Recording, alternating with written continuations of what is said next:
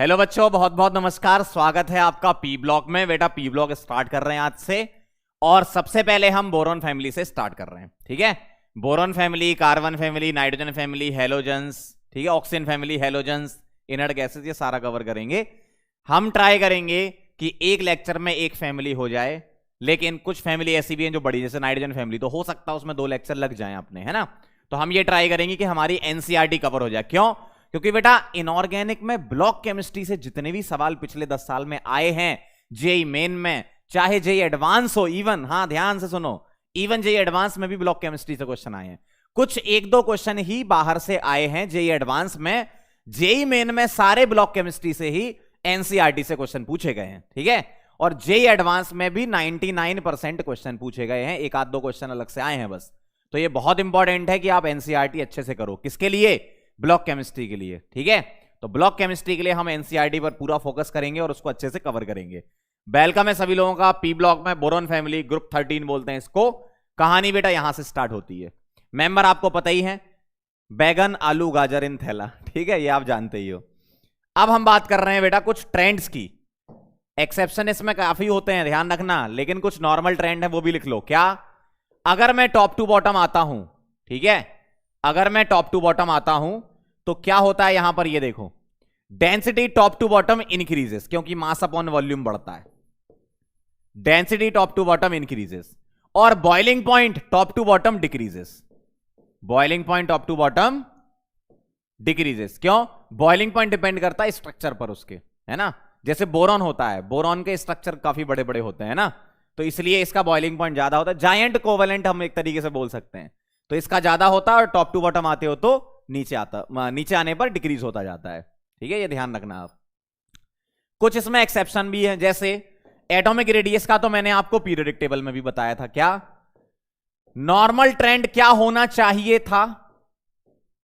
बैगन, आलू, गाजर इन थैला, टॉप टू बॉटम इंक्रीज होना चाहिए था, सही ना। लेकिन ये नहीं होता है। सही आंसर क्या होता है? बोरॉन का कम, लेकिन एल्यूमिनियम पीछे आ जाता है।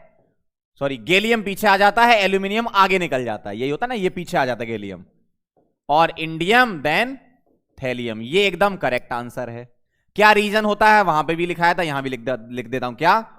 पुअर स्क्रीनिंग या shielding, poor screening of 3D 10 electrons, इसकी वजह से होता है। स्क्रीनिंग पुअर होगी तो अट्रैक्शन बढ़ जाएगा, अट्रैक्शन से कॉन्ट्रैक्शन होता है, जिससे साइज कम हो जाता है। ठीक है, तो ये इसका रीजन हो गया कि एल्यूमिनियम का ज्यादा और गैलियम का कम क्यों हो जाता है।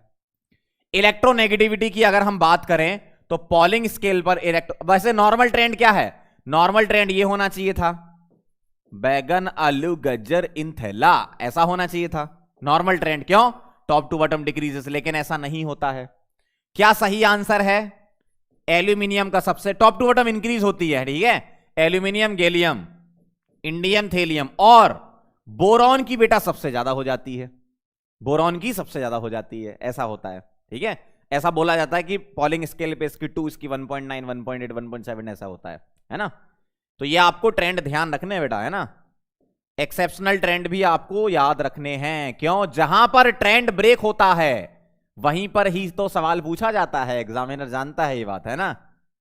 तो जहां पर ट्रेंड ब्रेक होता है एक्सेप्शन से ही क्वेश्चन पूछा जाता है, ध्यान रखना। ठीक है, तो पॉलिंग स्केल की बात करें तो ये ऑर्डर होता है इलेक्ट्रोनेगेटिविटी का, नोट कर लो इसको। ठीक, आगे बढ़ते हैं। आयोनाइजेशन एनर्जी की अगर मैं बात करूं, ध्यान से सुनना जरा, अगर मैं आयोनाइजेशन एनर्जी की बात करूं तो आयोनाइजेशन एनर्जी भी मैंने आपको बताई थी इसकी पीरियोडिक टेबल में, और याद रखने का तरीका भी बताया था। क्या करना है आपको बताओ बेटा? आपको W बनाना है। कैसे? ध्यान से देखो, आपको W बनाना था। W कैसे बनाना था? इस तरीके का।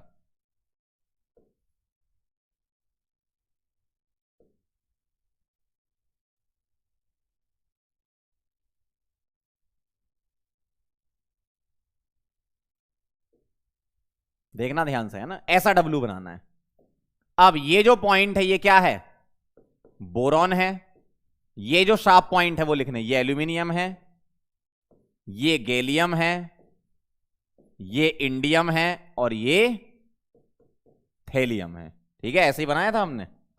और आपको ऐसी लाइन खींचनी है, ठीक है, एक ऐसी पैरेलल लाइन खींचते जाओ इस तरीके से, ठीक है। अब इसके अकॉर्डिंग ऊपर से नीचे अरेंज कर दो। क्या, सबसे पहले आएगा बेटा बोरॉन, इसके बाद आएगा थेलियम, फिर आएगा गैलियम, फिर आएगा एल्यूमिनियम और फिर आएगा इंडियम। ये इसका ऑर्डर होता है। ऐसा क्यों होता है बेटा? दो रीजन मैंने बताए थे, याद हो तो आपको। तो क्या, यहां पर दो ट्रेंड हो रहे हैं। कैसे? गैलियम का ज्यादा हो रहा है एल्यूमिनियम से। ये किसकी वजह से? Due to poor screening of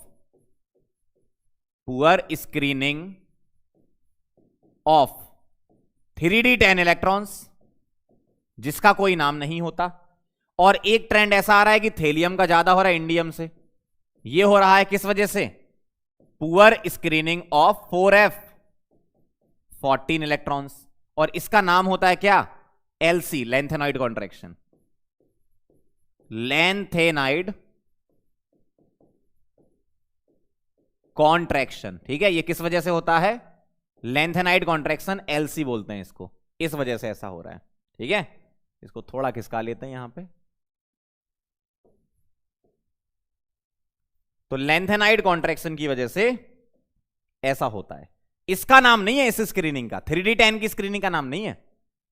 4f14 की अगर पुअर स्क्रीनिंग है तो उसका नाम है क्या? लेंथेनाइड कॉन्ट्रैक्शन, ठीक है। तो इसलिए ये ट्रेंड ब्रेक होता है यहां पर। तो ये आपको याद रखने हैं, ये ट्रेंड है ना, ये बहुत इंपॉर्टेंट हो जाते हैं ऑर्डर। मेल्टिंग पॉइंट में भी एक्सेप्शन होता है। बोरॉन से गैलियम तक डिक्रीज होता है और फिर गैलियम से थेलियम तक बढ़ जाता है। मतलब अगर मैं ऑर्डर लिखूं तो ऐसा ऑर्डर हो जाता है, बोरॉन एल्यूमिनियम गैलियम तक डिक्रीज और फिर इंडियम थेलियम का बढ़ जाता है। अगर इस ऑर्डर को सही से लिखोगे तो पलट के लिख दो इसको। कैसे? बोरॉन एल्यूमिनियम का ज्यादा, फिर इसको पलट दो पूरा, फिर किसका? थेलियम, इंडियम और सबसे लास्ट में किसका आता है? गैलियम। और मेल्टिंग पॉइंट डिपेंड करता है बेटा क्रिस्टल लैटिस एनर्जी पर। क्रिस्टल लैटिस एनर्जी अगर ज्यादा होगी तो मेल्टिंग पॉइंट ज्यादा होगा। और बोरॉन की क्रिस्टल लैटिस एनर्जी बहुत ज्यादा होती है। इवन बोरॉन का बॉइलिंग पॉइंट भी बहुत ज्यादा होता है ना, तो मेल्टिंग पॉइंट भी इसका बहुत ज्यादा होता है, ध्यान रखना। ये इसका ऑर्डर आता है। गैलियम का सबसे कम होता है, ठीक। अगर आप चाहो इसमें याद रखना तो आप इसमें ऐसे भी याद रख सकते हो। कैसे? देखो, आपको इसमें V बनाना है। क्या बनाना है? V।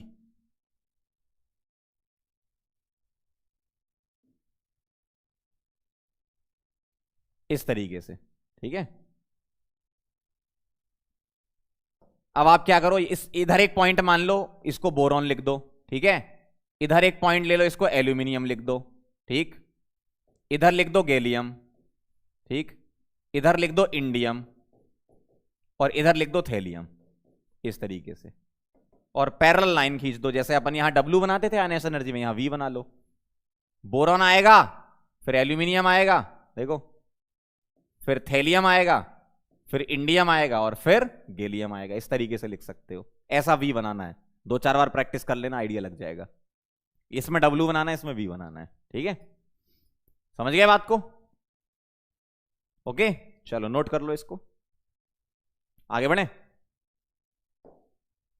इनर्ट पेयर इफेक्ट बेटा समझ लेते हैं अब, है ना, क्योंकि ये पीरियड टेबल में मैंने नहीं पढ़ाया था, मैं यहां पे पढ़ाता हूं बोरॉन फैमिली में। इनर्ट पेयर इफेक्ट का मतलब क्या होता है? NH2 electrons do not take part in bond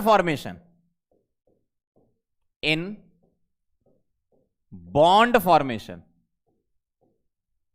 इसका मतलब क्या है? NH2 के इलेक्ट्रॉन बॉन्ड फॉर्मेशन में पार्ट नहीं लेते। ध्यान से देखना, अगर मैं आपसे बोरॉन का कॉन्फ़िगरेशन पूछूं तो क्या बोलोगे? बोरॉन का आउटर मोस्ट का लिख दो सिर्फ, है ना। क्या लिखोगे? 2s2 2p1, ठीक है। 1s2 आएगा, फिर 2s2 2p1, आउटर मोस्ट का लिख रहे हैं, ठीक है। थेलियम का क्या लिखोगे? थेलियम का भाई, बोरॉन का 2s2, एल्यूमिनियम का 3, गैलियम का 4, इंडियम का 5, थेलियम का 6, ठीक है। तो 6th वाले में आएगा ये, तो 6s2 और 6p1, सही है, क्लियर है ना। अब अगर यहां 6p1 आएगा तो 6s2 के जस्ट बाद 6p1 नहीं आएगा, है ना। यहां बीच में क्या आएगा? 4f14 भी आएगा और 5d 10 भी आएगा, सही ना। 5 और 2 7, 6 और 1, n प्लस एल रूल के अकॉर्डिंग सोच लो, n प्लस एल लगाओगे 7, इसका भी सम 7, इसका भी सम 7, 4 आएगा। n की वैल्यू के डायरेक्ट प्रोपोर्शनल होता है फिर एनर्जी, है ना। ये भरेगा फिर ये भरेगा, ऐसा। मतलब यहां क्या होगा, बोरॉन जो 2s2 के इलेक्ट्रॉन हैं इसके साथ अट्रैक्शन दिखाएगा, लेकिन उतना अच्छा नहीं दिखाएगा। थेलियम इस 6s2 के साथ अट्रैक्शन दिखाएगा, बहुत भयंकर दिखाएगा। क्यों? क्योंकि थेलियम में बहुत ज्यादा प्रोटॉन है, 6th पीरियड में आ रहा है, ये बहुत ज्यादा प्रोटॉन है, ये 2nd पीरियड में आ रहा है, इसमें कम प्रोटॉन है। तो यहां पर मोर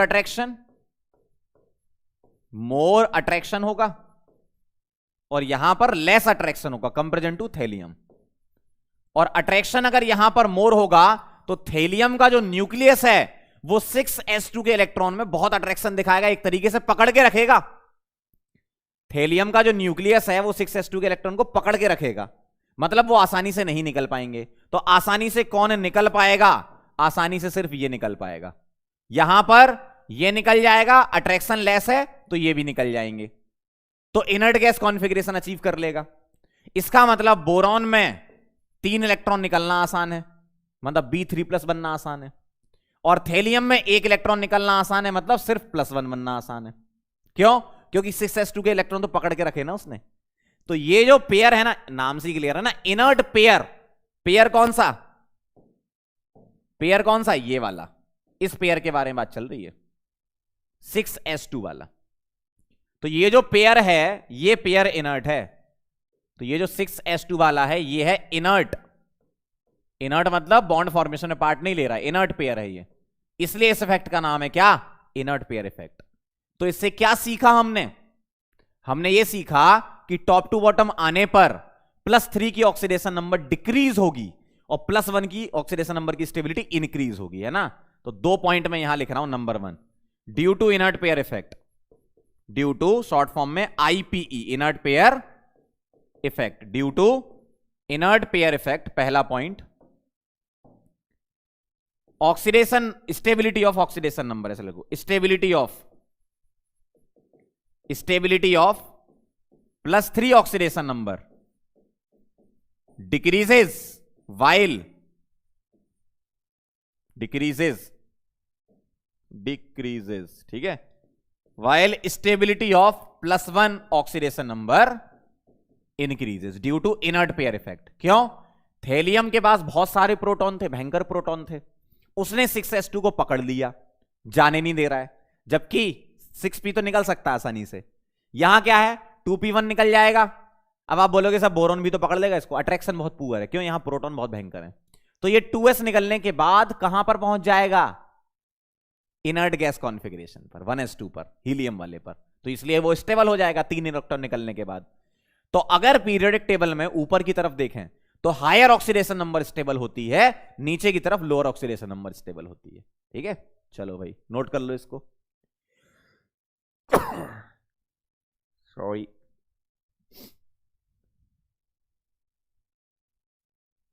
ठीक है, सॉरी का स्क्वायर। क्लियर है बात? चलो आगे बढ़े, केमिकल प्रॉपर्टीज पे चलते हैं। केमिकल प्रॉपर्टीज में नंबर 1 है रिएक्टिविटी टुवार्ड्स एयर। एयर में क्या है? O2 और N2 दोनों है। तो E+O2 क्या बनेगा? E2O3। क्यों?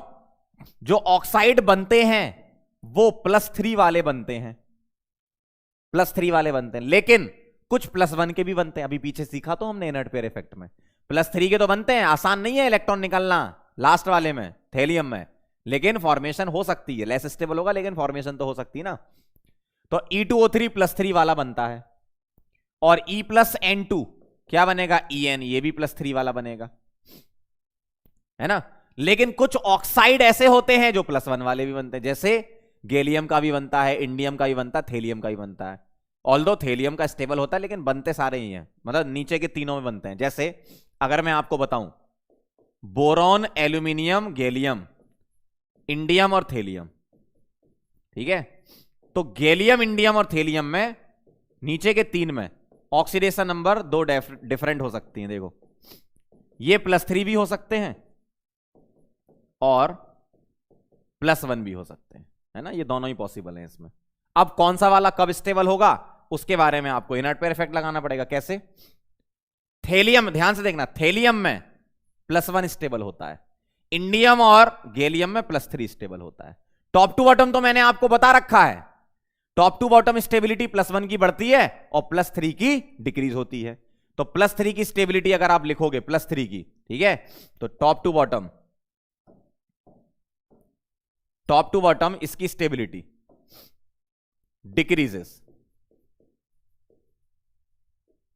ठीक है, स्टेबिलिटी के बारे में बात कर रहा हूं,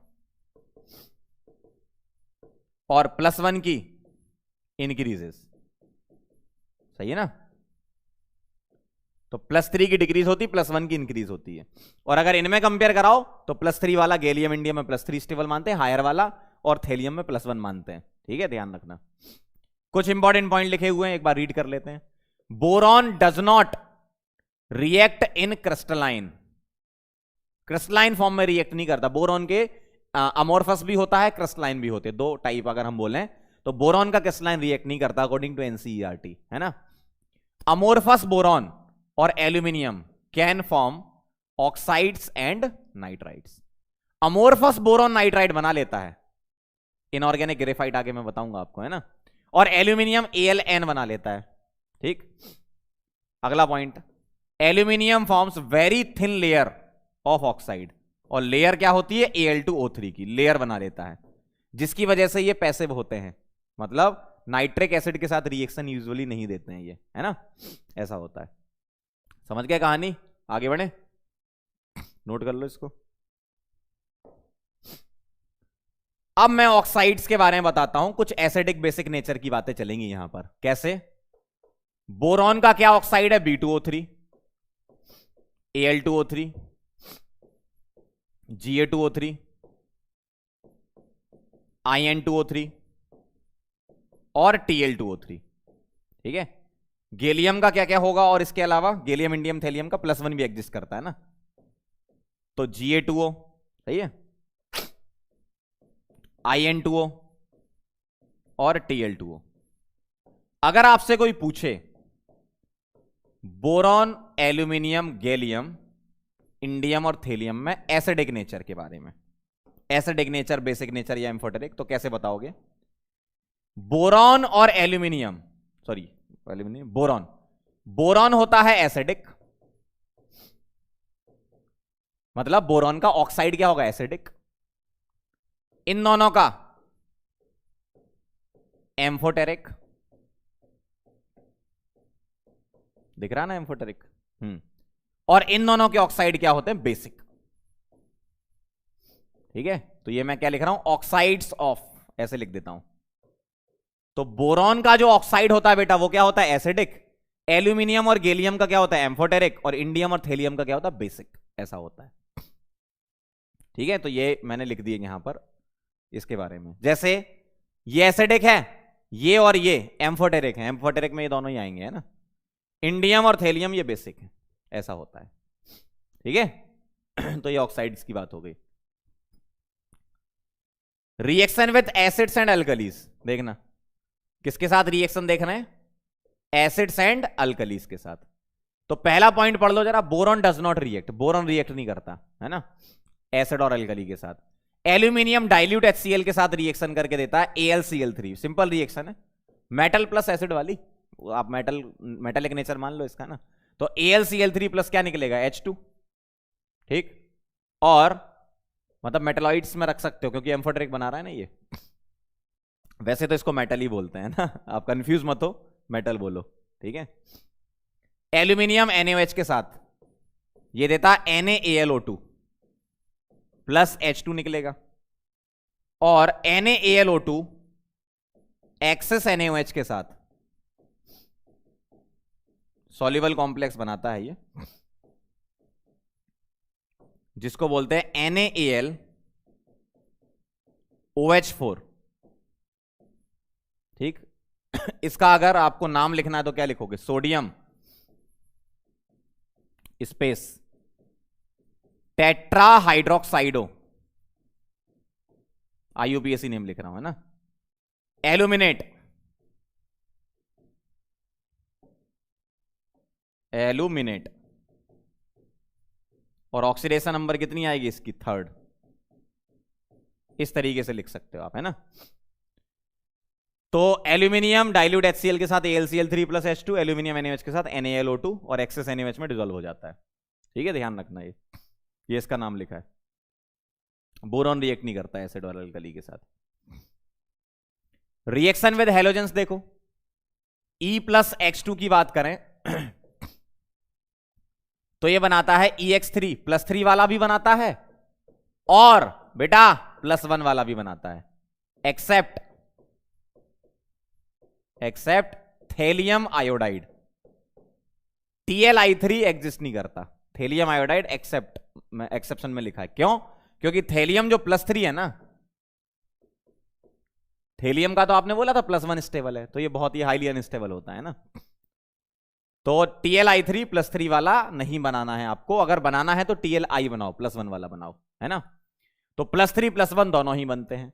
आपको ये तो पता है कौन सा वाला स्टेबल है, उससे रिलेटेड इंपॉर्टेंट पॉइंट्स यहां लिखेंगे। कैसे? देखो, आपको रिड्यूसिंग पावर कंपेयर करानी, तो मुझे एक बात बताओ, गैलियम यहां +3 में है, यहां गैलियम +1 में, सही है। तो गैलियम किस में रहना चाहेगा? +3 में रहना चाहेगा ना गैलियम और इंडियम +3 स्टेबल, थेलियम +1 स्टेबल माना जाता है ना। तो गैलियम +3 में रहना चाहेगा तो ये कहीं जाना नहीं चाहेगा, जबकि ये +1 वाला कन्वर्ट होना चाहेगा किसमें? +3 में कन्वर्ट होना चाहेगा। ये मतलब ये अपने आप को ऑक्सीडाइज करना चाहेगा। ये क्या करना चाहेगा? ऑक्सीडेशन, ठीक है, ऑक्सीडाइज इटसेल्फ, ऐसा लिख सकते हो, ऑक्सीडाइज इटसेल्फ। तो ये खुद को क्या करना चाहेगा? ऑक्सीडाइज करना चाहेगा, मतलब ये अच्छा रिड्यूसिंग एजेंट है, मतलब इसकी रिड्यूसिंग पावर ज्यादा है, ऐसा लिखोगे। ऑक्सीडाइज इटसेल्फ का मतलब क्या है? Reducing agent, reducing agent. खुद के साथ जो काम करता है उसका अपोजिट सामने वाले के पास काम करता है। मतलब अगर गैलियम +1 में है तो वो +3 में जाना चाहेगा, इसका मतलब खुद को ऑक्सीडाइज करेगा, इसका मतलब वो रिड्यूसिंग एजेंट होगा। ठीक है, अगला देखना जरा, थेलियम +3 है, ये +1 है, ये अपने आप को किस में लाना चाहेगा? थेलियम +1, क्यों? +1 स्टेबल होता है ना। तो ये लाना चाहेगा, मतलब ये क्या करना चाहेगा? खुद का रिड्यूस इटसेल्फ। और जो खुद को रिड्यूस करते हैं वो क्या होते हैं? अच्छे ऑक्सीडाइजिंग एजेंट, ऑक्सीडाइजिंग एजेंट कहलाते हैं वो। तो किसकी ऑक्सीडाइजिंग पावर ज्यादा है? इसकी। क्यों? क्योंकि ये काम करना चाहता है, +1 में आना चाहता है ना, ऐसा होता है। चलें आगे, some important compounds of boron. Start करते हैं बोरेक्स से, ठीक है, प्रॉपर्टीज आपकी खत्म हो गई, बोरेक्स से स्टार्ट करेंगे, ध्यान से देखना। तो पहली बात तो कुछ फॉर्मूले ध्यान रखना, क्योंकि इनऑर्गेनिक में क्या होता है, कुछ फॉर्मूले बेस्ड क्वेश्चन भी होते हैं कि बोरेक्स किसे बोलते हैं, ऐसा कुछ आ जाए। तो बोरेक्स का नाम, दूसरा नाम होता है सुहागा भी होता है, ठीक है। बोरेक्स का नाम क्या होता है? सुहागा भी होता है। कई महान लोग इसको सिंदूर बताने लगते हैं। सिंदूर ये थोड़ी होता है, सिंदूर होता है Pb3O4 मिनिमम, पता नहीं कहां से पढ़ते हैं लोग, है ना। तो बोरेक्स है सुहागा, सुहागा होता है आपका Na2B4O7.10H2O, इसको बोलते हैं बोरेक्स। ज्वेलर्स बोरेक्स किसे बोलते हैं वो ध्यान रखना, Na2B4O7.5H2O। ज्वेलर्स बोरेक्स इसलिए क्योंकि सुनार लोग जो है ना, वो जो होती है ना, पायल बोलते हैं जिसको, ठीक है, और मंगलसूत्र वगैरह होते हैं, तो उनको चमकाने के लिए यूज करते हैं ये, है ना, इसलिए ज्वेलर्स बोरेक्स बोलते हैं ना कि नकली वाले ले लिए, ठीक है, पानी चढ़ा था, वही है ये।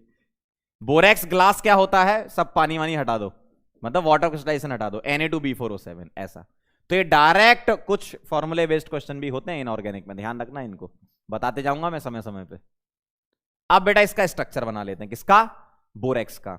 बेटा बोरेक्स का स्ट्रक्चर बनाने के लिए आपको बोरेक्स Na2B4O7.10H2O को ऐसे लिखना होगा, Na2B4O5, ध्यान से देखना, OH4। इनऑर्गेनिक में इस टाइप के स्ट्रक्चर बेस्ड क्वेश्चन भी होते हैं, है ना। आपसे पूछ लेंगे, बताओ बोरेक्स में कितने BOB बॉन्ड हैं? कितने BOB बॉन्ड हैं बोरेक्स में? हाइब्रिडाइजेशन क्या है बोरोन का? इस टाइप से सवाल होते हैं ना। तो Na2B4O5OH4.8H2O। अब ध्यान से देखना इसको कैसे बनाना है। मैंने इसको ऐसा लिखा, अब मैं इस अंदर वाले पार्ट का बना रहा हूं। क्या 4 बोरॉन है तो 4 बी ऐसे बना लो, ध्यान से देखना, 4 बी ऐसे बना लो। ठीक, हर बी के बीच में एक ओ लगा दो तो बीओ भी दिखेगा, हर बी के बीच में ओ लगा दो तो कैसा दिखेगा, बीओ भी ऐसा, इस तरीके से। 4 हो चुके हैं, एक और बचा है, 5 ओ है ना, इन दोनों के बीच में लगा दिया।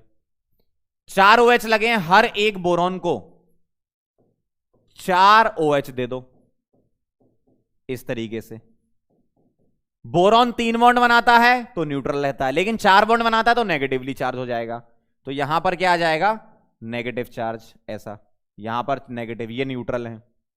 ठीक, और इन्हीं नेगेटिव चार्ज से क्या जुड़ा होगा, Na+, तभी तो Na2B4O5OH4 है। और इसके बाहर डॉट 8 वाटर क्रिस्टलाइजेशन, इस तरीके से, ऐसा, समझ गए। अब इससे रिलेटेड क्वेश्चन क्या क्या पूछ सकते हैं आपसे, वो मैं लिख देता हूं अलग से, है ना, पहले आप इसको नोट कर लो। ठीक, अब मैं आपको लिख के बता रहा हूं, ध्यान से देखना जरा।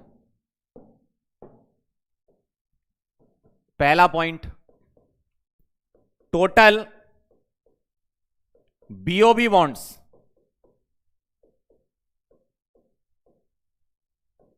कितने आएंगे। देखो स्ट्रक्चर याद होगा तो काम हो जाएगा, ध्यान रखना, स्ट्रक्चर बेटा याद करना है आपको जितने मैं बताऊंगा। बताओ बीओबी बॉन्ड कितने हैं, 1 2 3 4 और बीच में एक 5, तो 5 बीओबी बॉन्ड है।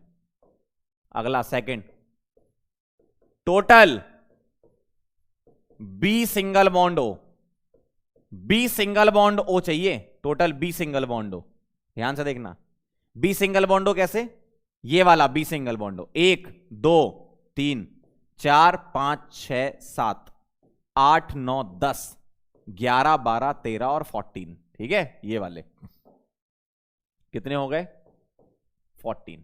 ठीक, third, total number of lone pairs,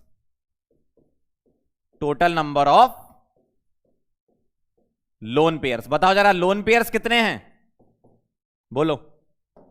Na2B4O5, अच्छा ये तो कहां गए, Na2B4O5, ये वाला OH4.8H2 है ना, मतलब बोरेक्स यही है ना, इसमें देख लो डायरेक्ट, ना तो सोडियम पे लोन पेयर होगा ना बोरॉन पे होगा।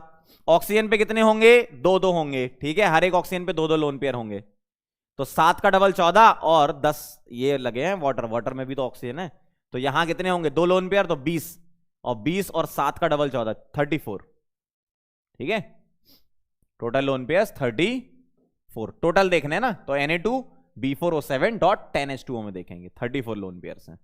बोरेक्स में पूछे है ना, बोरेक्स ग्लास में नहीं पूछे। चौथा point, hybridisation of boron, hybridisation of boron,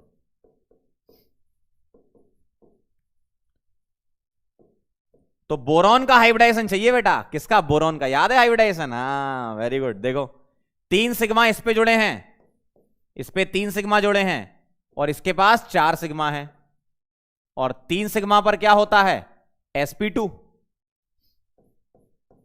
और 4 सिग्मा पर क्या होता है, sp3। तो बेटा इसमें sp2 sp3 दोनों चीजें होंगी। 2 यूनिट ऐसी होंगी जो ट्राइगोनल प्लेनर होंगी, ये वाली sp2 वाली, और 2 ऐसी होंगी जो टेट्राहीड्रल यूनिट होंगी, ठीक है।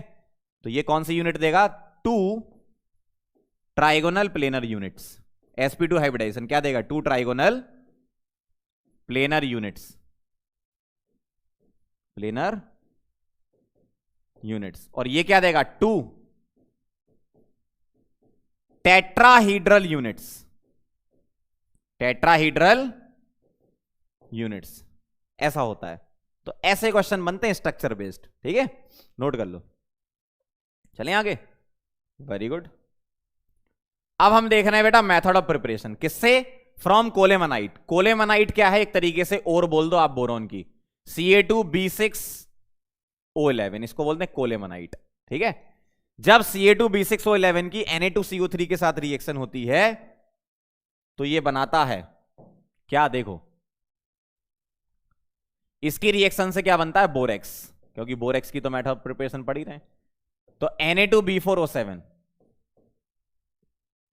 ठीक है, ये बनता है प्लस CaCO3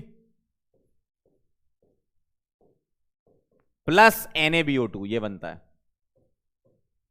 ऐसा, दिख रहा है आपको। अब ये क्या करता है, इसकी रिएक्शन हम करा देते हैं CO2 के साथ, तो ये देता है Na2B4O7 प्लस Na2CO3। ठीक है, इस तरीके से रिएक्शन बैलेंस करके हम नहीं लिखते हैं, डायरेक्ट प्रोडक्ट बेस्ड क्वेश्चन होता है ना। तो Ca2B6O11 इसकी रिएक्शन Na2CO3 से होती है, तो कैल्शियम का कार्बोनेट बना दो, ये तो बन ही रहा है, और बोरेक्स बनना ही है इसमें। एक और एडिशनल प्रोडक्ट बनता है NaBO2, इसका नाम है सोडियम मेटाबोरेट। सोडियम मेटाबोरेट इसका नाम है, सोडियम मेटाबोरेट।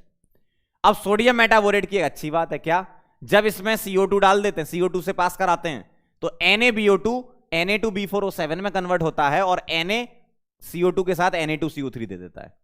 मतलब NaBO2 की रिएक्शन इससे होने के बाद CaCO3, तो अच्छी बात है, सॉरी Na2CO3 दे देता है, ये तो अच्छी बात है। Na2CO3 यहां से मिल रहा है और यही Na2CO3 आप यहां भी यूज कर सकते हैं, अच्छी बात है ये। और बोरेक्स का प्रोडक्शन भी हो रहा है साथ में और एक्स्ट्रा, तो अच्छी चीज है ये तो, है ना। तो कोलेमनाइट की रिएक्शन Na2CO3 से Na2B4O7 plus CaCO3 plus NaBO2, और NaBO2 में CO2 डाल दो तो ये बोरेक्स में कन्वर्ट हो जाएगा, है ना। इसको अपन क्रिस्टलाइज कर लेंगे तो वाटर क्रिस्टलाइजेशन आ जाएंगे। समझ गया कहानी। तो ये है कोलेमनाइट से रिएक्शन, नोट कर लो। आगे बढ़े, प्रॉपर्टीज लिख लेते हैं बेटा, इसकी लिखी हुई है खैर वैसे। Aqueous solution of borax is alkaline in nature, और दूसरा है borax can act as acidic buffer. ये एक ही रिएक्शन से एक्सप्लेन करेंगे अपन, कैसे, ध्यान से देखना। बोरेक्स क्या है मेरे पास, Na2B4O7, ठीक है, मतलब उसका अपन एनहाइड्रस पार्टी ले रहे हैं तरीके से। इसको आपने किस में डाला, पानी में डाला, ठीक है। जैसे ही आपने इसको पानी में डाला तो क्या बनाता है ये बनाता है NaOH प्लस H3BO3। ध्यान से देखो, बोरेक्स पानी में डाला, NaOH प्लस H3BO3, तो देखो क्या कह रहे हैं, ये भी इसी से एक्सप्लेन होगा और दूसरा भी इसी से एक्सप्लेन होगा। कैसे, ध्यान से देखना। ये क्या है बेटा, NaOH स्ट्रॉन्ग बेस, और ये क्या है, वीक एसिड, ठीक है। और Na2B4O7 क्या है, सॉल्ट ऑफ, क्या है ये, salt of weak acid plus strong base, ऐसा है, ठीक। तो अब देखना जरा, पहली प्रॉपर्टी कैसे समझा रहा हूं, aqua solution of borax is alkaline in nature. Alkaline in nature का मतलब क्या हुआ, किस वजह से हुआ ये, alkaline in nature strong base की वजह से हुआ। देखो NaOH प्रोड्यूस हो रहा है। दूसरा पॉइंट देखो, borax can act as acidic buffer, कैसे, ध्यान से देखना, ये किस वजह से हो रहा है, देखो वीक एसिड प्रेजेंट है और salt of weak acid with strong base present है, देखो यही तो होता बफर। अरे यार बफर तो पता ही होगा ना, क्या होता है बफर में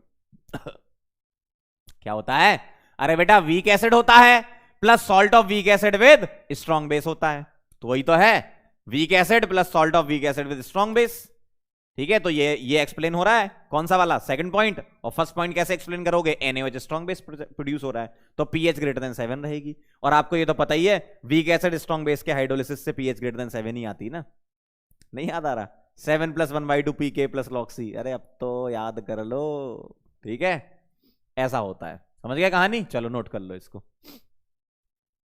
आगे बढ़े।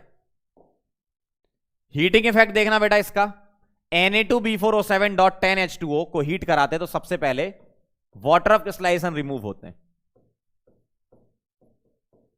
और फिर फर्दर स्ट्रॉन्ग हीटिंग पर कुछ कुछ होता है, क्या करूं हाय कुछ कुछ होता है।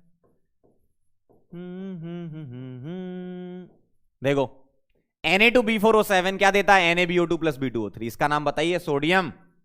ये ऑन स्ट्रॉन्ग हीटिंग ऐसा होता है ना,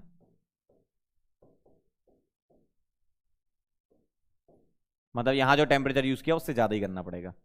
सोडियम मेटाबोरेट, ना जाने कैसा एहसास है,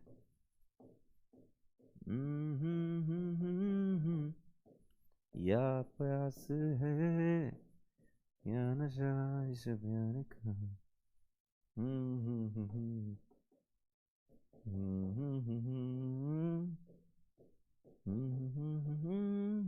ये नाम है इसके, देखो NaBO2 को बोलते हैं सोडियम मेटाबोरेट, ठीक है।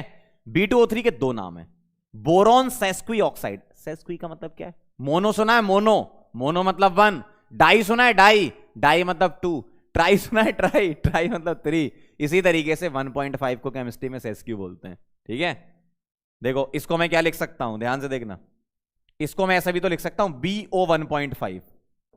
और केमिस्ट्री में बेटा, केमिस्ट्री में ये जो सेस्क्यू लिखा है ना, ये इसका मतलब ये होता है क्या? 1.5, ठीक है। या फिर बोरिक एनहाइड्राइड बोल दो इसको, है ना। तो ऑन स्ट्रांग हीटिंग आपको ये मिलेगा, याद करना पड़ेगा आपको ये सारा लिख लिख के, ठीक है। चलो आगे बढ़े। अगला है बेटा बोरिक एसिड।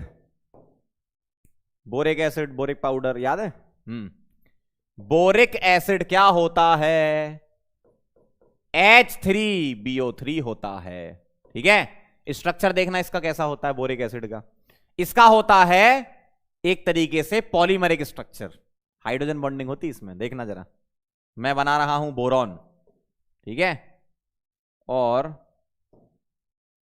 ऐसा ऐसा ऐसा, देखना, ऑक्सीजन ऑक्सीजन ऑक्सीजन, ऐसा ऐसा ऐसा, ठीक। यहां क्या आ रहा है? Hydrogen hydrogen hydrogen. ऐसी बहुत सारी यूनिट होती हैं और वो आपस में हाइड्रोजन बॉन्डिंग करती हैं। कैसे? ध्यान से देखना, ये ऑक्सीजन इधर कहीं करेगा किसी और यूनिट से, ये इधर कहीं किसी और यूनिट से, ये इधर कहीं किसी और यूनिट से। ऐसा ही प्रोग्राम चलता रहेगा, ठीक है। तो मेन मुद्दे की बात क्या है? ये जो BO3 की प्लेनर यूनिट दिख रही है, तो ये 2 डायमेंशनल यूनिट बनती है BO3 की। ध्यान से सुनना, ये 2 डायमेंशनल यूनिट बनती है BO3 की, ठीक है। ये NCERT में लाइन लिखी हुई है 2D यूनिट BO3, है ना। तो यहां पर क्या होता है? BO3 2D यूनिट्स यहां पर होती हैं, ज्वाइंट विद हाइड्रोजन बॉन्डिंग। अब इसमें मेन सवाल आता है, क्या इस बोरॉन का हाइब्रिडाइजेशन क्या है? sp2, क्योंकि ये प्लेनर यूनिट है, ये BO3 वाली यूनिट बोल रहा हूं। लेकिन ऑक्सीजन का हाइब्रिडाइजेशन क्या है? sp3 है। कई लोग इसमें गलती करते हैं, क्या? ध्यान सुनना, BOH, OH और OH। ऑक्सीजन के पास लोन पेयर है, इसके पास वैकेंट ऑर्बिटल है, ऐसे ही सोचते हो। ये लोन पेयर इसको बैक बॉन्डिंग कर देगा, जबकि ऐसा मत कर देना। क्यों? H3BO3 ऐसा स्ट्रक्चर होता है, शीट लाइक स्ट्रक्चर। तो ऑक्सीजन अपने लोन पेयर से हाइड्रोजन बॉन्डिंग करता है, ना कि बैक बॉन्डिंग। बैक बॉन्डिंग नहीं करता इसमें, इसलिए इस ऑक्सीजन का हाइब्रिडाइजेशन sp3 होता है। अगर ये बैक बॉन्डिंग कर लेता तो इसका हाइब्रिडाइजेशन तो sp2 हो जाता, जो कि गलत है, ठीक है, ध्यान रखना। तो बोरॉन sp2 और ऑक्सीजन sp3 ऐसा होता, बैक बॉन्डिंग इसमें नहीं होती। क्यों? ड्यू टू हाइड्रोजन बॉन्डिंग बेटा, है ना। अगर हाइड्रोजन बॉन्डिंग करेगा तो फिर बैक बॉन्डिंग नहीं करेगा, है ना। समझ गए बात को? तो ये है बोरिक एसिड का स्ट्रक्चर। आगे बढ़ रहा हूं मैं। मेथड ऑफ प्रिपरेशन देखेंगे अब इसकी, बहुत सिंपल सिंपल सी है। Na2B4O7 बोरेक्स से कर रहे हैं, एक्वस HCl और एक्वस H2SO4, बहुत आसान है। क्या? Na के साथ Cl जोड़ दो, क्या बन जाएगा? NaCl प्लस H3BO3, ऐसा बना दो। Na के साथ SO4 जोड़ दो, क्या आ जाएगा? Na2SO4। इस तरीके से याद रख सकते हो, मैं आपको तरीके भी बताता जाऊंगा। H3BO3 ऐसा करना है ना। बोरॉन ट्राईहेलाइड, लेकिन कौन कौन से? Chlorine, bromine, iodine. तो BX3 से क्या बना दो? BOH होल थ्राइस, मतलब X हटा के OH लगा दो, X हटा के OH लगा दो, ठीक है, और HX निकल जाएगा इसमें, मतलब H3BO3। भाई ये इसका मतलब क्या है? H3BO3 है ना इसका मतलब। कैसे याद रखोगे उसका तरीका देख लो। आप क्या करो, ऐसे लिख लो। कैसे? कहां लिख दूं? इधर लिख दूं, B X और X। वाटर को लिख लो HOH, ऐसा HOH, ऐसा और HOH ऐसा। अब आप क्या करो, यहां से HX निकाल दो। इस तरीके से याद रख सकते हो इनऑर्गेनिक में रिएक्शंस, है ना। देखो जरा, HX निकाल दिया, B के साथ 3OH, H3BO3, ठीक है, ऐसा दिखेगा। अगर BF3 आ गया तो यहां F नहीं निकलेगा, क्यों? फ्लोरीन पुअर लिविंग ग्रुप होता है, समझ रहे हो बात को। तो यहां पर ऐसा नहीं होगा, यहां पर लिटिल अमाउंट ऑफ H3BO3 तो बनेगा, भले ही पुअर लिविंग ग्रुप है, लिटिल अमाउंट तो बनेगा, लेकिन जो BF3 है वो H2O के साथ रिएक्शन करके HBF4 बना देगा। क्यों? जब ये H3BO3 बनेगा तो कुछ अमाउंट HF का भी निकलेगा और HF BF3 के साथ रिएक्शन करके HBF4 दे देगा। ध्यान से सुन लो क्या बोला मैंने, इस टाइप की रिएक्शन सोच लो, ठीक है। क्या बनेगा? HX और H3BO3, तो अगर फ्लोरीन हुआ तो बनेगा, लेकिन बहुत कम अमाउंट है ना, तो HF बनेगा और H3BO3 तो बनेगा और HF BF3 से फर्दर रिएक्शन करके HBF4 देने लगेगा। तो इसका अमाउंट कम होगा, इसका अमाउंट बढ़ने लगेगा, है ना, ऐसा होता है, समझ गए, क्योंकि फ्लोरीन पुअर लिविंग ग्रुप होता है। आगे बढ़े, ओके। डाइबोरेन से देख लो जरा, बहुत आसान है। मैं इसको ब्रेक कर रहा हूं, कैसे? B2H6 को ब्रेक करके मैं 2 यूनिट BH3 की ले सकता हूं, सही बात है। अब BH3 को मैं ऐसे लिख रहा हूं, B H H H, और पानी को लिख रहा हूं HOH HOH HOH, ऐसा। यहां से H2 निकाल दो ना, यहां से H2 निकाल दो, तो क्या दिखेगा? BOH OH OH, देखो, मतलब H3BO3 तो बनना है, H3BO3 तो बनना है, प्लस क्या निकलना है? H2 निकलना है। मान लो आपसे पूछ लेते कितने मोल H2 निकलेगी, तो एक BH3 की यूनिट से 3 मोल निकल रही है, तो 2 से 6 मोल निकलेगी, मतलब B2H6 प्लस 6 वाटर, 6 मोल लेना पड़ेगा ना, क्यों?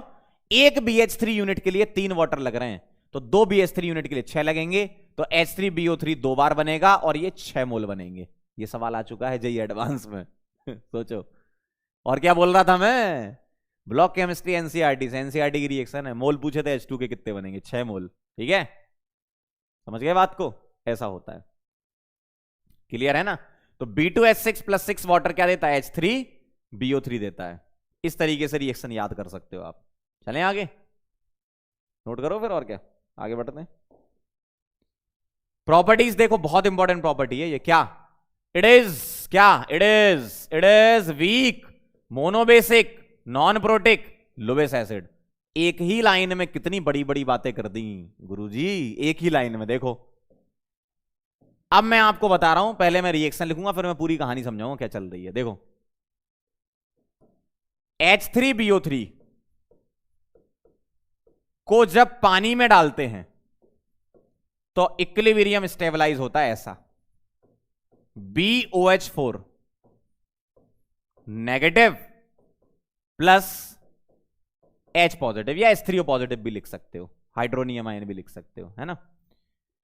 अब होता क्या है, देखो ये हुआ क्या, जो H3BO3 है ना, वो एक्चुअल में ऐसा है, BOH OH और OH, और वाटर क्या है? HOH, ऐसे लिख सकता हूं, और इसके पास क्या? Vacant orbital. अब ऑक्सीजन अपना लोन पेयर वैकेंट ऑर्बिटल को दे देता है, तो ये OH इसके पास आता है, H निकल जाता है, तो ये लोन पेयर देने से ये कहानी हो रही है। ये क्या है? वैकेंट ऑर्बिटल रख रहा है। अब ध्यान सुनना, पहला पॉइंट, वीक क्यों बोला? क्योंकि ये H प्लस रिलीज नहीं कर रहा, ये तो OH ले रहा है उल्टा। क्या बोला मैंने? वीक क्यों बोला? यूजुअली एसिड क्या होते हैं? H प्लस देते हैं ना, ये H प्लस दे ही नहीं रहा। क्यों नहीं दे रहा? पहले ये अपने इलेक्ट्रॉन की कमी को पूरा करेगा। 6 इलेक्ट्रॉन है इसके पास, देखो 3 बॉन्ड बना रखे हैं, 6 इलेक्ट्रॉन है, तो ये पहले अपने इलेक्ट्रॉन की कमी को पूरा करेगा। कैसे पूरा करेगा? ये इससे लोन पेयर लेकर ऑक्टेट कंप्लीट हो गया, इधर ऑक्टेट इसका इनकंप्लीट था, बैक बॉन्डिंग इसमें होती नहीं है, पहले ही बता रखा है बेटा, ध्यान रखना। तो ये अपना ऑक्टेट पूरा करना चाहेगा, पूरा कैसे करेगा? इससे लोन पेयर ले लेगा, मतलब OH इसके पास आ जाएगा। क्लियर है? मतलब यहां ऑक्टेट पूरा है। B पर नेगेटिव का मतलब लोन पेयर नहीं होता, ध्यान रखना, 8 इलेक्ट्रॉन होते हैं, इलेक्ट्रॉन प्रिसाइज होता है ये। तो इसने ऑक्टेट पूरा कर लिया, इसलिए वीक बोला। क्यों? अपना H प्लस नहीं दे रहा। तो आप बोलोगे साहब ये H प्लस किसका है? ये H3BO3 का नहीं है। नहीं है, ये किसका है? H2O का है।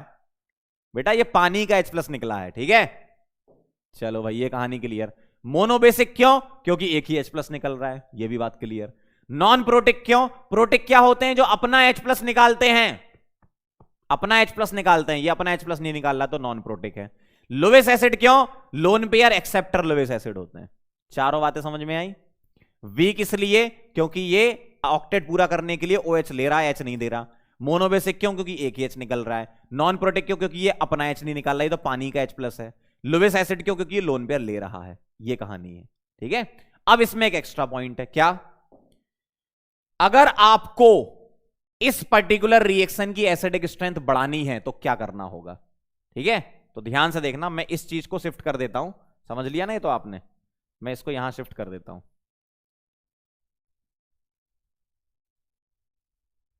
सही दिख रहा है इतना? थोड़ा और बढ़ाया जा सकता है, बस इतना तो दिख रहा है। देखो इसको मैंने यहां शिफ्ट कर दिया। अब इस रिएक्शन के लिए बात करूं, इसको भी थोड़ा खिसका ही लो ना, इधर बहुत जगह है। ओ भैया ओ भैया ओ भैया ओ भैया, इधर देखना। ये जो रिएक्शन है, इस रिएक्शन के लिए एक इंपॉर्टेंट पॉइंट लिख रहा हूं, जेई में आ चुका है। क्या? To increase acidic strength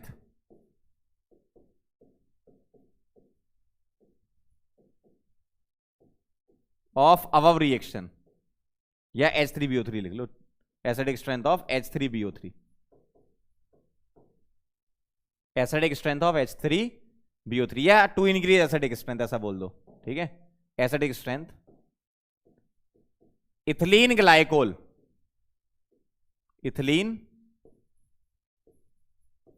glycol is added, या ethylene glycol is added to increase acidic strength. Ethylene glycol actual में सिस डायोल होता है, सिस डायोल होता है, ठीक है, या सिस 1,2 डायोल भी बोलते हैं, 1,2 डायोल। कैसा होता ध्यान से देखना, और ये क्या करता है वो देखो। ये जो BOH4 बना, ध्यान से देखना, BOH4 बना, इसको मैं ऐसे लिख सकता हूं,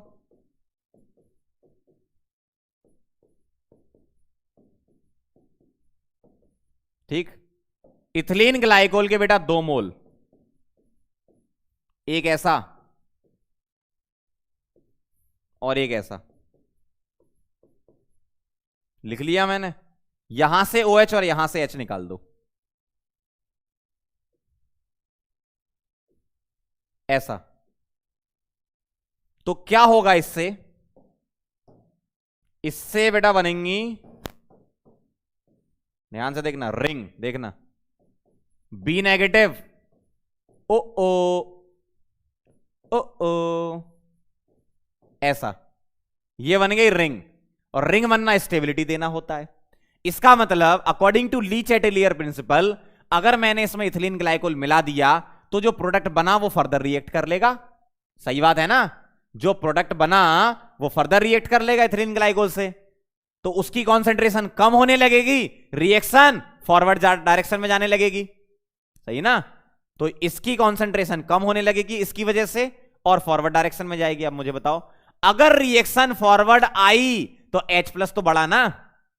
फिर से सुन लो ध्यान से, मैंने इसमें इथिलीन ग्लाइकोल EG मिला दिया, तो ये बना, ये इसके साथ रिएक्शन करने लगेगा, तो इसकी कॉन्सेंट्रेशन कम होगी। According to Le Chatelier reaction forward direction में जाएगी, H प्लस कॉन्सेंट्रेशन बढ़ेगी, एसिडिक बढ़ने लगेगी। सिंपल सी बात है ना? समझ गए कहानी? तो ये कहानी होती है। तो ध्यान रखना, इथिलीन ग्लाइकोल या और भी कोई, ध्यान से सुन लो, और भी कोई सिस डायोल आ जाए, ऐसा कोई कंपाउंड आ जाए जिसमें सिस डायोल दिख रहा हो आपको, तो वो भी ये काम कर जाएगा, ठीक है। ऐसा होता है। क्लियर? पॉइंट क्लियर है एकदम? Very nice. आगे बढ़ रहा हूं मैं। हीटिंग इफेक्ट देखना इसका जरा। 100 डिग्री सेंटीग्रेड पर इसको जब हीट करते हैं तो एक वाटर निकाल दो, सिंपल सा, एक वाटर निकाल दो यहां से, एक 2 H उठा लो, एक O उठा लो। इसका नाम क्या? Orthoboric acid, orthoboric acid. एक H2O निकाला, तो ये बना HbO2, इसका नाम मेटाबोरिक एसिड, मेटाबोरिक एसिड। अब इसको 150 डिग्री सेंटीग्रेड पर हीट करते हैं तो इसके 4 मोल लेकर वाटर निकालना है, तो H2B4O7 बन जाएगा, जिसका नाम है टेट्राबोरिक एसिड, टेट्राबोरिक एसिड। और फर्दर ऑन स्ट्रॉन्ग हीटिंग ये दे देता B2O3, स्ट्रॉन्ग हीटिंग पर B2O3, बोरॉन सेस्की ऑक्साइड, है ना। तो ये इसका टेम्परेचर डिपेंडेंट हीटिंग इफेक्ट है, ध्यान रखना, इंपॉर्टेंट होते हैं इनऑर्गेनिक में। ठीक, आगे बढ़े। डाइबोरेन का बेटा स्ट्रक्चर देखो, मैं आपको बता रहा हूं, जितना ब्लॉक केमिस्ट्री में मैं आपको पढ़ा रहा हूं, एक भी चीज नहीं छोड़नी, मैं सारा ही एनसीईआरटी कवर करा रहा हूं, ठीक है, क्योंकि उसी से ही क्वेश्चन आएगा। डाइबोरेन का बेटा स्ट्रक्चर ये हमने वैसे बना रखा है, केमिकल बॉन्डिंग में बनाया था मैंने, बनाना बॉन्डिंग में, है ना।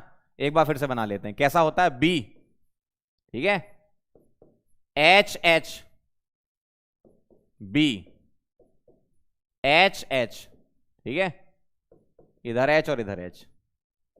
कैसे दिखाते हो आप, ऐसे दिखाते हो ना, पार्शियल बॉन्ड, क्या बोलते हैं इसको, 3 सेंटर 2 इलेक्ट्रॉन बॉन्ड्स। और भी स्ट्रक्चर आपने इसके बना रखे हैं, कैसे, B बनाना दिखाने वाला भी बनाया था, H ऐसा, H ऐसा बना चुके हो आप ये केमिकल बॉन्डिंग में, है ना। एक बार फिर से दिखा रहा हूं बस मैं आपको, इस तरीके से, है ना।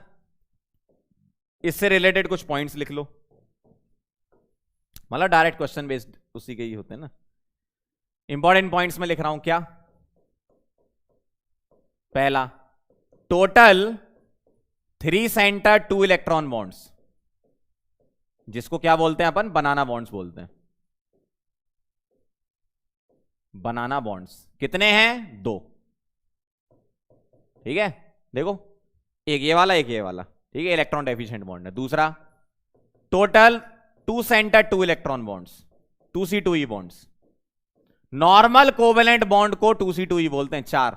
क्यों, ये जो H है ये टर्मिनल के H हैं, ये टर्मिनल के हैं, और ये ब्रिज वाले हैं, ठीक है, ये टर्मिनल के हैं और ये कौन से, ब्रिज वाले हैं, ठीक। अगर इसकी बॉन्ड डिस्टेंस, इसकी मान लो X है और इसकी Y है, तो थर्ड पॉइंट, बॉन्ड लेंथ बताओ जरा, बॉन्ड डिस्टेंस या बॉन्ड लेंथ। ऑब्वियसली बनाना वाले की ज्यादा होगी, क्योंकि वो वीक बॉन्ड है, बॉन्ड लेंथ ज्यादा होगी, ये स्ट्रॉन्ग है, बॉन्ड लेंथ कम होगी, ठीक। हाइब्रिडाइजेशन ऑफ बोरॉन, हाइब्रिडाइजेशन किसका बेटा, बोरॉन का, वेरी नाइस। तो बोरॉन का हाइब्रिडाइजेशन इन BH3 पूछ सकते हैं और इन B2H6 पूछ सकते हैं। B2H6 में बोरॉन का हाइब्रिडाइजेशन बेटा sp3 होता है और BH3 में sp2 होता है। जो पार्शियल बॉन्ड है उसको भी हाइब्रिडाइजेशन में काउंट करते हैं, तो इसके लिए 1 2 3 4, इसके लिए 1 2 3 4। अगर आप इसका मोनोमर लेते हो BH3 तो 3 ही बॉन्ड आएंगे, वैकेंट ऑर्बिटल तो काउंट होता नहीं है ना, तो sp2 हो जाएगा उसका, BH3 का, नोट कर लो इसे, ठीक है। आगे बढ़े। अब देखना बेटा मेथड ऑफ प्रिपरेशन, BF3 से बना रहा हूं मैं आपको एक ट्रिक सिखा देता हूं। क्या है रिएक्शन, इसमें आपको डायरेक्ट रटनी नहीं है, ट्रिक देखो पंकज सर की क्या कहती है। आप क्या करो, H को हटा के यहां लगा दो और F को यहां लगा दो, मैथमेटिकली H को यहां लगा दो और F को यहां लगा दो, कैसा दिखेगा, यहां दिखेगा BH3, सही ना, और यहां क्या दिखेगा, LiAlF4। अब ध्यान से देखना, BH3 ये जो दिख रहा है इसका डाइमर बना दो, क्या होता है, B2H6, और LiF जो दिख रहा है इसको तोड़ दो, कैसे, LiF प्लस AlF3, सिंपल, रटना ही नहीं है, देखो कितना आसान है, समझ गए, ऐसे याद करो ना। अगला देखना जरा रिएक्शन, अगला देखो, H को यहां लगा दो और F को यहां लगा दो, तो क्या बना लेगा, ये BH3 बना लेगा, मैथमेटिकली ऐसा करना है, और ये क्या बना लेगा, NaF बना लेगा, बस सिंपल। तो BH3 को क्या कर दो, डबल करके लिख दो, B2H6 और NaF लिखा रहने दो, ऐसा मोल वगैरह नहीं लिख रहे क्योंकि सीधे प्रोडक्ट बेस्ड होते हैं, है ना, कितना आसान है। अगला है NaBH4 में, इसमें आप क्या करो, इसको ही तोड़ लो पहले, इसको तोड़ोगे तो क्या बनेगा, NaH बनेगा, या मैं इसको ऐसे लिख रहा हूं, इसको तोड़ा मैंने इसको, तो ये क्या देगा, BH3 देगा प्लस NaH देगा, ठीक। अब यहां पर I और H को एक्सचेंज कर दो, ठीक, इसको पहले तोड़ लो, किसको, इतने पार्ट को पहले आपको तोड़ना है, और फिर NaH और BH3 बनने के बाद इसको एक्सचेंज कर दो, कैसा दिखेगा देखना, ये आ जाएगा H2 आ जाएगा यहां, और BH3 का डबल करके लिखना B2H6 और NaI नाई बन जाएगा ऐसा, इस तरीके से। तो इसको आपको क्या करना है, डबल करके लिखना है BH3 को, इन दोनों में एक्सचेंज लगा देना, सिंपल है बिल्कुल, है ना, समझ गए। NaBH4 में NaH लिखा, BH3 अलग किया, NaH और इसमें I का एक्सचेंज लगा दिया। ये ट्रिक है अपनी, ऐसे याद करते हैं अपन तो, है ना। चलें आगे, वेरी गुड। प्रॉपर्टीज देखो जरा, इसमें भी बहुत आसान है। क्या है प्रॉपर्टी, देखो, रिएक्शन विद O2, क्या करना है ऑक्सीजन के साथ, आपको क्या रो, यहां पर देखो 6 हाइड्रोजन हटाकर, ध्यान सुनना, 6 हाइड्रोजन हटाकर मैं कितने ऑक्सीजन लगा सकता हूं, बोलो। 6 हाइड्रोजन हटेंगे, कितने ऑक्सीजन आएंगे, ऑक्सीजन 2 बॉन्ड बनाता है, हाइड्रोजन 1 बॉन्ड बनाता है, इसका मतलब 6 ऑक्सीजन को हटा के आपको यहां ऑक्सीजन, 6 हाइड्रोजन को हटा के ऑक्सीजन लाना है, तो कितने ला सकते हो, 3 ही तो ला सकते हो। 6 हाइड्रोजन हटे, 3 ऑक्सीजन आए, और जो 6 हाइड्रोजन हटे वो ऑक्सीजन के साथ रिएक्शन करके H2O बना लेंगे, है ना। तो B2O3 प्लस H2O ऐसा होता है, और एक तरीके से कंबस्शन रिएक्शन है, तो एक्सोथर्मिक होगी, जानते हो आप, है ना। कितना आसान है याद रखना। पानी के साथ रिएक्शन कराओगे B2H6, तो अभी पीछे करा रखी है हमने, क्या बनाया था, H3BO3, और कितने मोल H2 निकाले थे, 6 मोल H2 निकाले थे, ये 2 मोल बना था, देखो बैलेंस है पूरी। 6 का डबल 12, 12 6 18 हाइड्रोजन, 3 का double 6, 12 12 6 18 hydrogen, 2 boron 2 boron, oxygen 6, 3 का डबल 6, ऐसा। तो ये तो हम कर चुके हैं पहले ही, ठीक है। मैंने आपको बताया था इसको क्या करना है, पीछे से देख लो आप, कहां पे बताया था, देखो H3BO3 की मेथड ऑफ प्रिपरेशन में, फ्रॉम डाइबोरेन लिखा था ना कहीं पे, कहां गया, बोरिक एसिड की method of preparation from diborane, ये रहा, यही रिएक्शन है वहां पे, है ना, ठीक है। ये हो गई। आगे देखो अगली, रिएक्शन विद मेटल हाइड्राइड, देखना जरा, मेटल हाइड्राइड के साथ रिएक्शन करोगे तो बहुत आसान है, क्या, B2H6 को तोड़ लो, इसको क्या बना लो, 2 मोल BH3, और BH3 की रिएक्शन, किसकी, BH3 की रिएक्शन MH के साथ, तो क्या बनेगा, MHBF4, सिंपल रिएक्शन है बिल्कुल, या MBF4 नहीं, उल्टा बोल दिया ना, MBH4, ऐसा, M plus BH4 minus, boron पे नेगेटिव, जैसे सिंपल एक रिएक्शन लिख के बता रहा हूं, NaH प्लस B2H6, Li या Na यहां पर यूजुअली अपन लेते हैं, तो इसको क्या करना है, तोड़ना है, किसमें, 2 मोल BH3, और BH3 का NaH के साथ मैथमेटिकल एडिशन NaBH4, ऐसा बनेगा, सिंपल। अगला है रिएक्शन विद अमोनिया, बेटा ये इंपॉर्टेंट है, ध्यान रखना। अमोनिया अगर एक्सेस में है, लो टेम्परेचर है, अमोनिया एक्सेस में लो टेम्परेचर है, तो बनेगा B2H6.2NH3, इसको बोलते हैं बेटा एडक्ट, क्या बोलते हैं, एडक्ट, ठीक। अगर मैंने टेम्परेचर बढ़ा दिया तो ये बना लेगा BnX, इसका नाम है inorganic graphite, inorganic graphite, BnX polymeric structure होता है, जैसे ऑर्गेनिक ग्रेफाइट का होता है ना, वैसे ही इनऑर्गेनिक ग्रेफाइट का होता है BnX। आधे बोरोन और आधे नाइट्रोजन बना दो, उसमें सारे कार्बन थे ग्रेफाइट में आपके।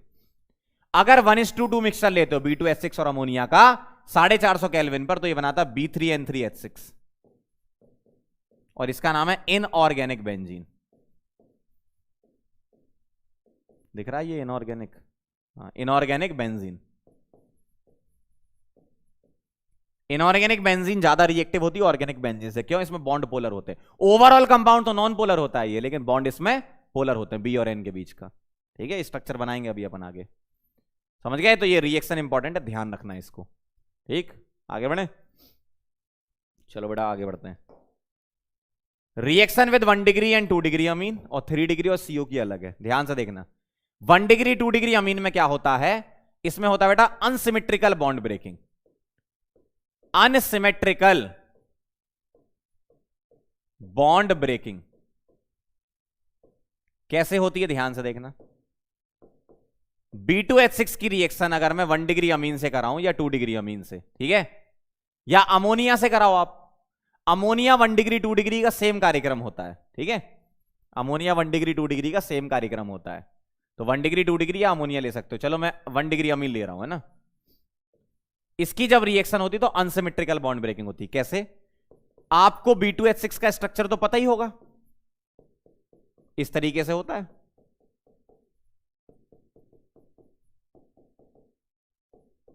ऐसा। अब ये अनसिमेट्रिकल बॉन्ड ब्रेकिंग क्या है वो समझ लो। इस तरीके से बॉन्ड टूटता है अनसिमेट्रिकली, है ना। तो होता क्या है, जब ऐसा बॉन्ड टूटा तो RnH2 के 2 मोल, RnH2 के कितने मोल बेटा? 2 मोल, दोनों मोल इसके पास चले जाते हैं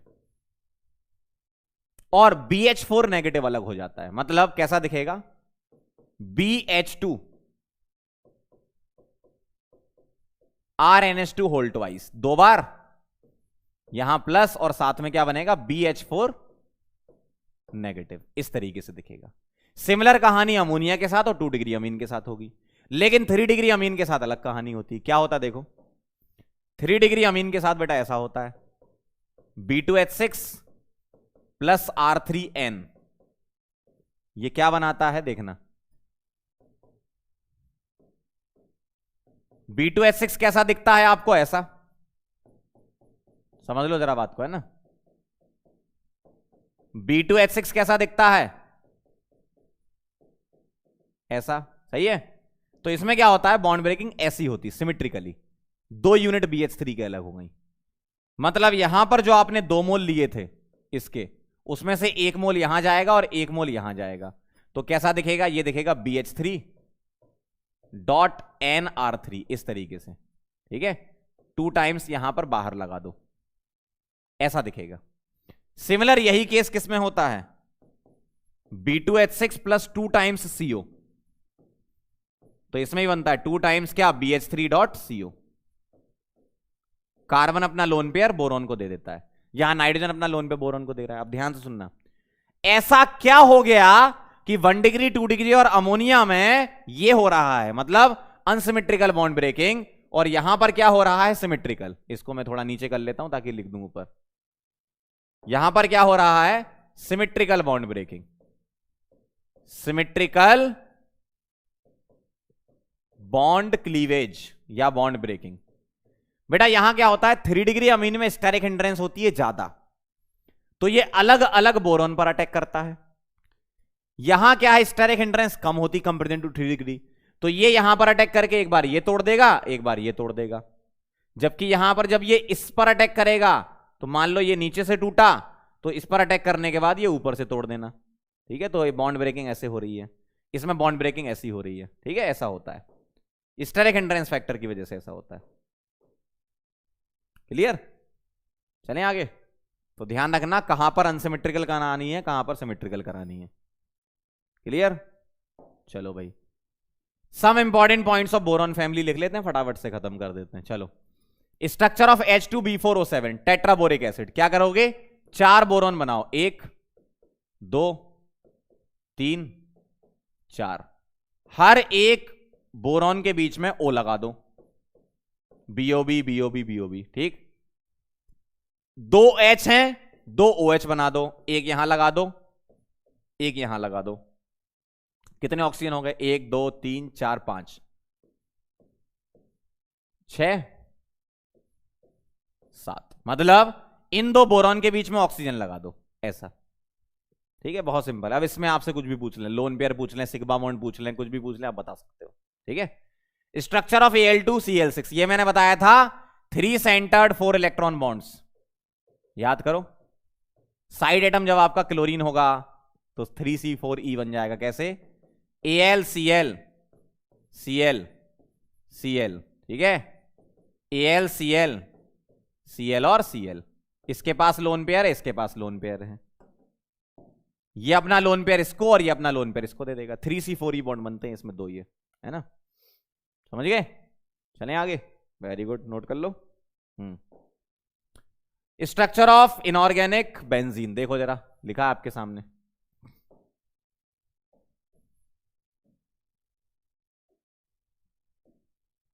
देखना, B3N3 ऐसे। ऑर्गेनिक बेंजीन आपको आता है बनाना? ऑर्गेनिक बेंजीन आपका ये होता है। इनऑर्गेनिक बेंजीन में अल्टरनेट BN Bn और Bn लगा दो और हाइड्रोजन दिखा दो सभी जगह, खत्म हो गया। देखो कैसा दिखेगा, देखना। B N N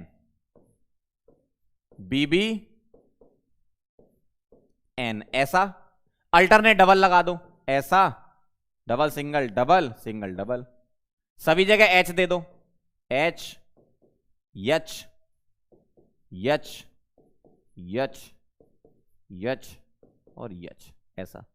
nitrogen 5 bond बनाता है, नहीं नाइट्रोजन 3 बॉन्ड बनाता है, क्या बोल रहा हूं मैं, नाइट्रोजन 3 बॉन्ड बनाता है, ये 4 बना रहा है, तो नाइट्रोजन पे क्या आएगा, प्लस आएगा। 3 बना रहा है लेकिन 4, 3 बनाता है लेकिन 4 बना रहा है तो प्लस। बोरॉन भी 3 बनाता है लेकिन 4 बना रहा है तो माइनस, ठीक है। तो यहां माइनस, यहां प्लस, यहां माइनस, यहां प्लस, ऐसा।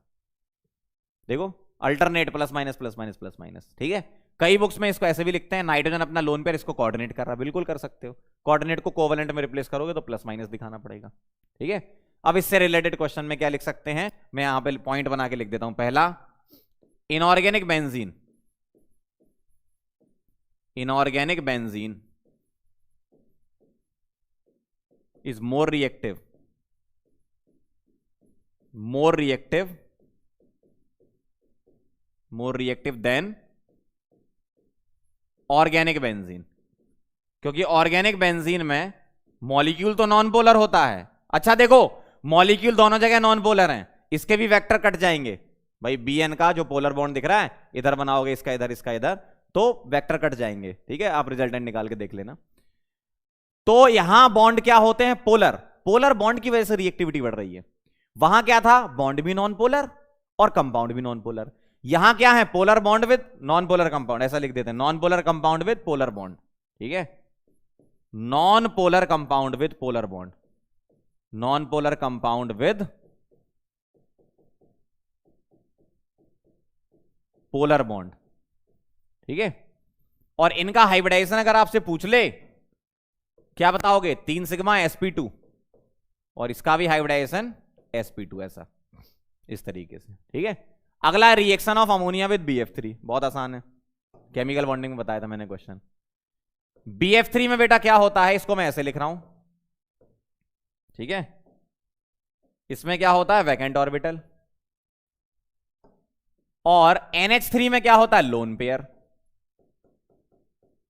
ठीक।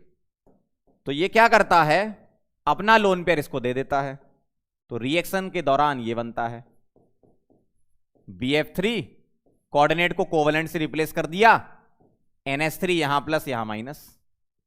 रिएक्शन से पहले ये sp2 हाइब्रिडाइज था 3 सिग्मा, ये 3 सिग्मा लोन पेयर sp3 था, लेकिन रिएक्शन के बाद दोनों ही sp3 हो गए, और इस कंपाउंड को बोलते हैं 1:1 एडक्ट। क्यों, 1 मोल इसका यूज हुआ BF3 का, 1 मोल अमोनिया का, 1:1 एडक्ट बोलते हैं, ठीक है। चलें आगे, आगे बढ़ते हैं। अगला है बेटा अकरेंस ऑफ बोरॉन। बोरॉन किस किस फॉर्म में मिलता है, ऑर्थोबोरिक एसिड आप जानते ही हो, H3BO3 के फॉर्म में मिलता है।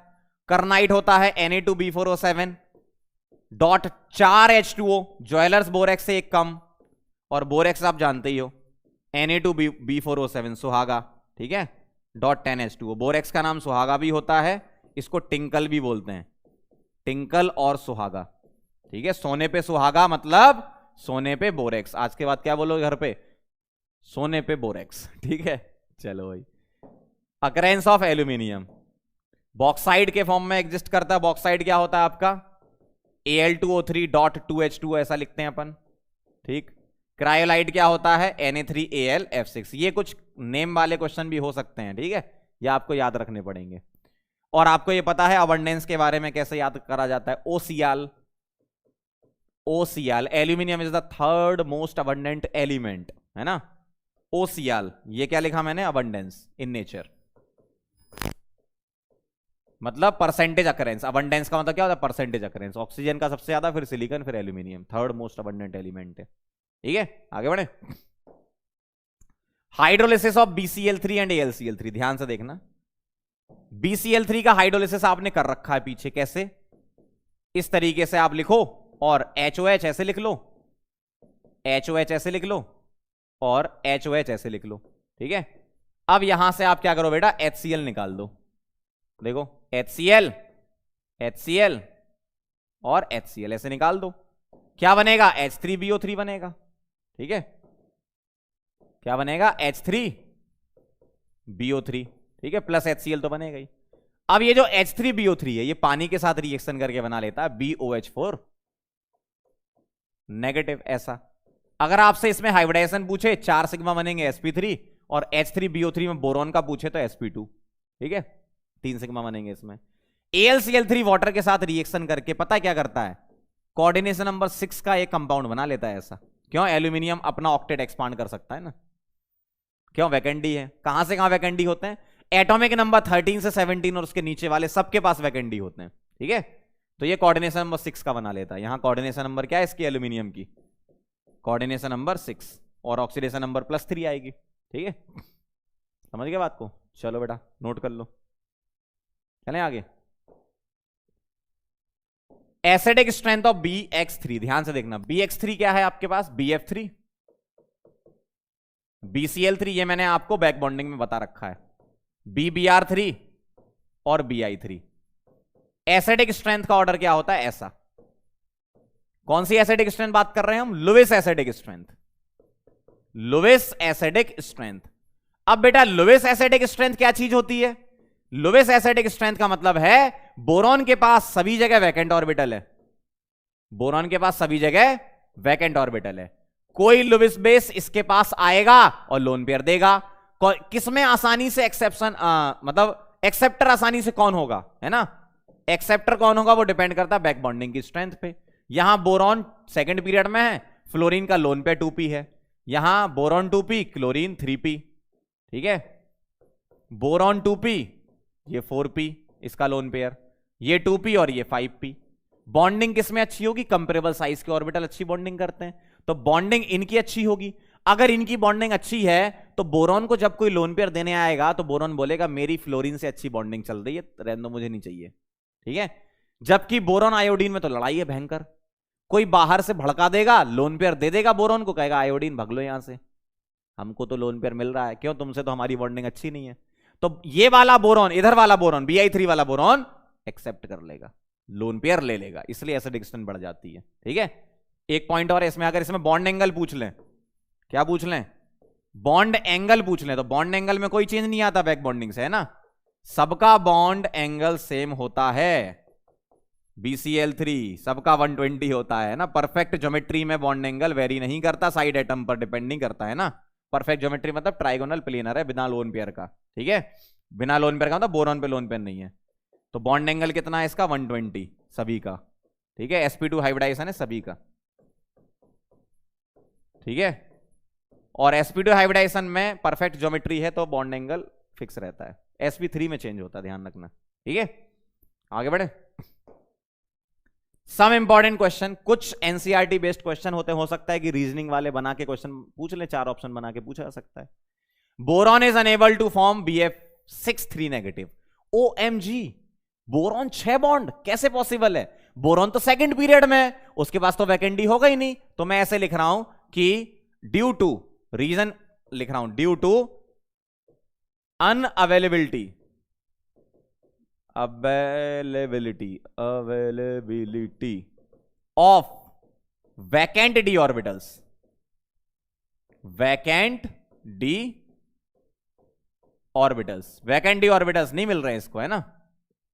ठीक, अगला देखो, white fumes appear around the bottle of anhydrous AlCl3। ऐसा क्यों?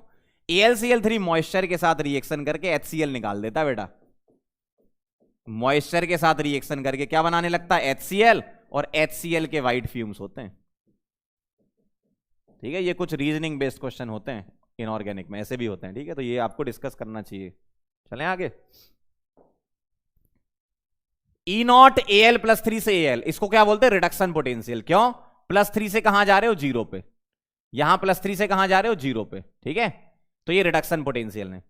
तो मुझे बताओ इलेक्ट्रोपॉजिटिव कैरेक्टर किसका ज्यादा और ऑक्सीडाइजिंग पावर किसकी ज्यादा? आप ध्यान से सुनना। E0 R क्या बोलते हैं इसको? Standard reduction potential.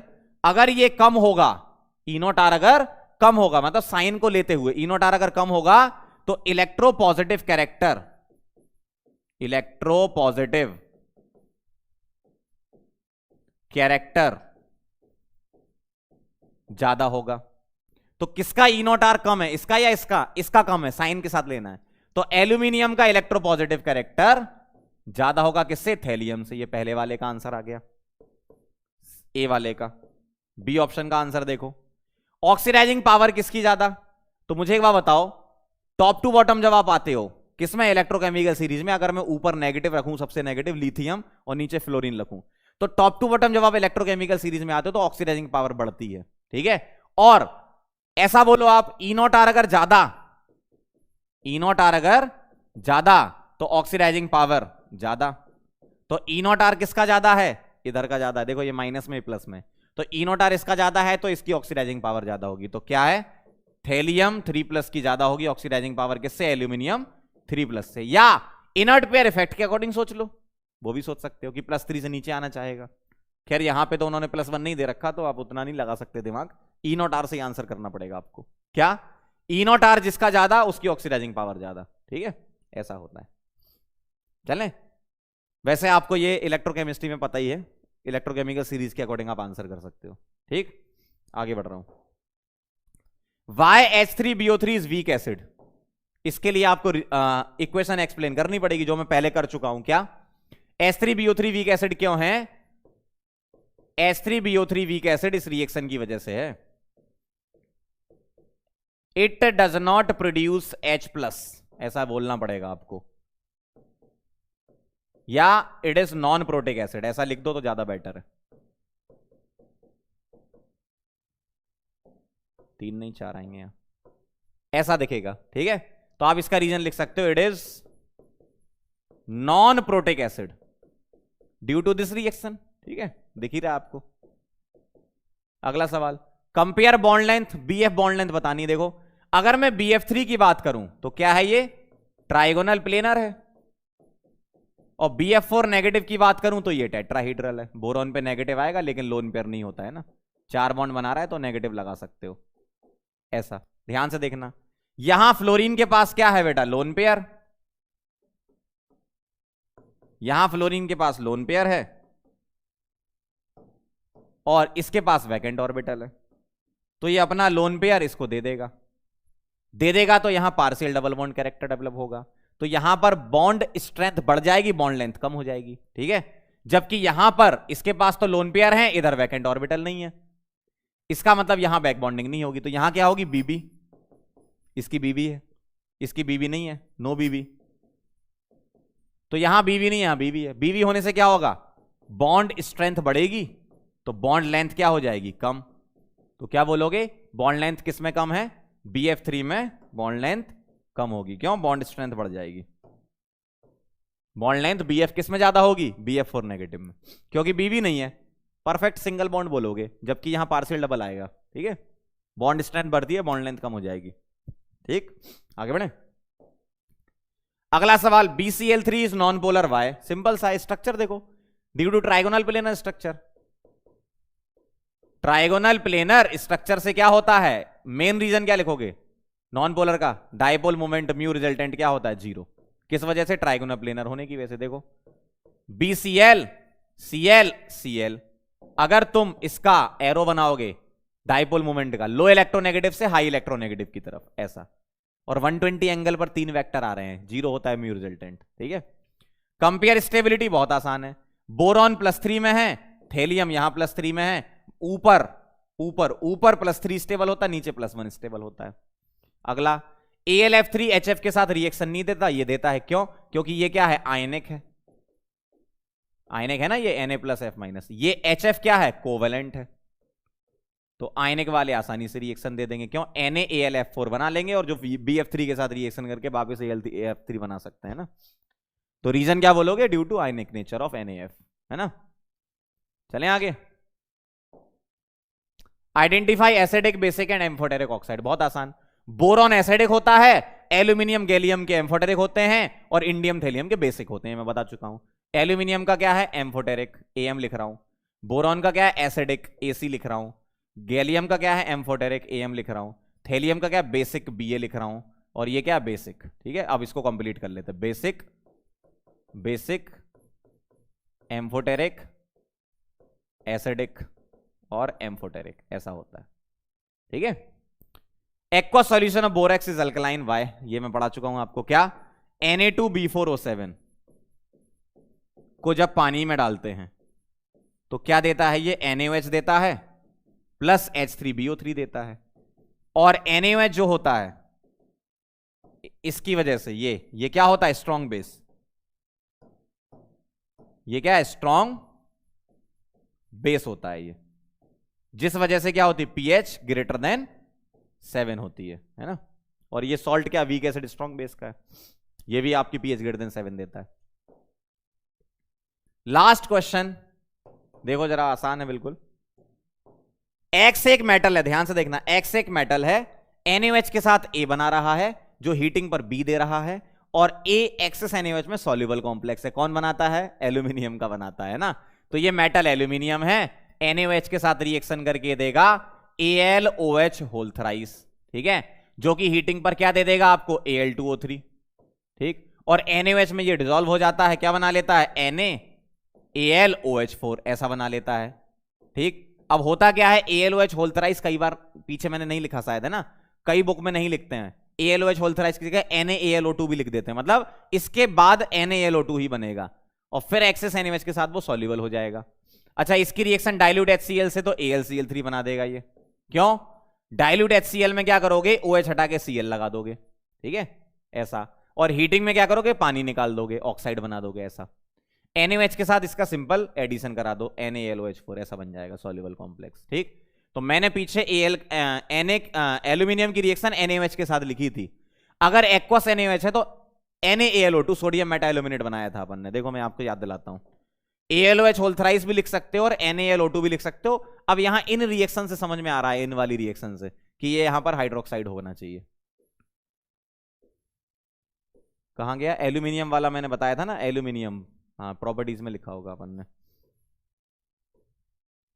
ये देखो, अगर एक्वस NaOH दिया है, स्ट्रॉन्ग बेसिक मीडियम दिया है तो AlOH whole thrice, aqueous NaOH दिया तो NaAlO2 बनाएंगे। वापस देखो, बाद में बन वो ही रहा है ना, जो AlOH होल थ्राइस बना रहा था, ठीक है, समझ गए कहानी? तो ये मैटर है बेटा, है ना। तो ये हो गई कहानी। जाते जाते हम आपको एक बात बोलना चाहेंगे, ठीक है, जो बात मेरे दिल के सबसे करीब थी, बहुत दिनों से मैं आपको कहना चाह रहा था लेकिन कह नहीं पा रहा था, आज कह देता हूं।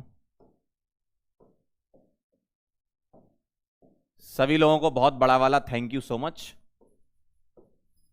कि आप यहां पर आए और आपने हमसे पी ब्लॉग स्टार्ट करवा ही लिया आखिरकार, ठीक है। तो सभी लोगों का बहुत बड़ा वाला थैंक यू सभी लोगों को, है ना। तो अब देख लो आप कैसा अपना चल रहा है पूरा ट्रैक, ठीक है। पीरियड टेबल अपनी हो चुकी है, केमिकल बॉन्डिंग हो चुका है, कोऑर्डिनेशन हो चुका है, बढ़िया तरीके से तीनों चैप्टर तैयार कर लो, ठीक। अब आ गए हम ब्लॉक केमिस्ट्री में। हमने बोरॉन फैमिली के सारे कॉन्सेप्ट कवर कर लिए हैं, कोई भी चीज आपको छुड़वाई नहीं जा रही है, पूरा एनसीईआरटी कवर कराया जा रहा है। आपको यकीन ना हो, एनसीईआरटी पढ़ के देख लो, यही सब लिखा है जो पढ़ाया है, ठीक है। तो आपका एक तरीके से यह है कि हर एक लेक्चर में एक फैमिली निपट जाएगी। आपको करना क्या है? जो आपके पास डीपीपी आ रही है वो कर लेना और प्रीवियस ईयर क्वेश्चन कर लेना, आपका काम हो जाएगा, आपको बहुत अच्छी फीलिंग आएगी। बस मेन चीज क्या है? इनको रिटेन करना दिमाग में, इन चीजों को दिमाग में रखना। तो उसी के लिए मैंने आपको कुछ तरीके बताए हैं, वो आपको याद रखना पड़ेगा। देखो, इनऑर्गेनिक में 3 टाइप के क्वेश्चन होते हैं, एक रीजनिंग बेस्ड, एक फॉर्मूला बेस्ड और एक स्ट्रक्चर बेस्ड। किसी पर्टिकुलर कंपाउंड का फॉर्मूला ही पूछ लिया, बॉक्साइड बताओ क्या है, क्रायोलाइट बताओ क्या है। एक स्ट्रक्चर बेस्ड की उसमें पूछ लेंगे हाइब्रिडाइजेशन बताओ क्या है, कितने बीओबी बॉन्ड है, कितने बी सिंगल बॉन्ड है, कितने सिग्मा बॉन्ड है, इस टाइप के क्वेश्चन हो सकते हैं।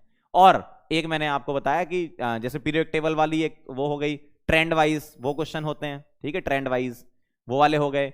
एक हो गया आपके रीजनिंग वाइज, कोई थ्योरी व्योरी लिख के उसमें 4 ऑप्शन बना देते हैं, जो लास्ट में हमने डिस्कस किए थे उस टाइप के। और एक होते हैं आपके कौन से वाले, एक तो ट्रेंड वाले हो गए, हाँ, स्ट्रक्चर वाले, ठीक है। तो ये ध्यान रखना, इतना सब आपको अच्छे तरीके से तैयार करके जाना है, ठीक है।